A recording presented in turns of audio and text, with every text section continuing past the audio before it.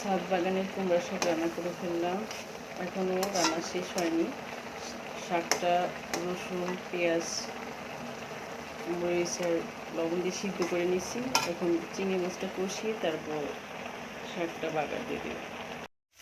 চিংড়ি মাছটা কষানো হয়ে গেছে, এবার আমি শাকের ভিতরে দিয়ে দেবো।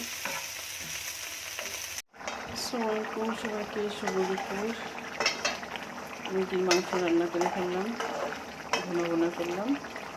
আর এদিকে রান্না করছি মটরের ডাল দিয়ে আর ডিম দিয়ে ভুনা করে ফেললাম। হালকা একটু ঝোল রেখেছি, ডাল একটু ঝোল ঝোল ভালো লাগে।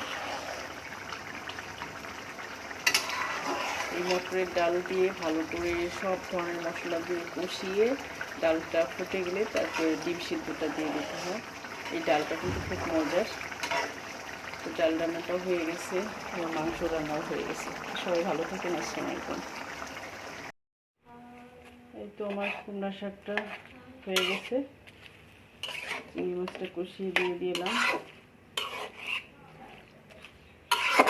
এই শাকটা একটু ঝোল ঝোল রাখবো, হালকা একটু ঝোল, বেশি মানে ভাজা ভাজা কুমড়া শাক, লাউ শাক একটু ঝোল রাখলে ভালো লাগে, বেশি ভাজা ভাজা ভালো লাগে। সবাই ভালো থাকেন, আসসালামু আলাইকুম।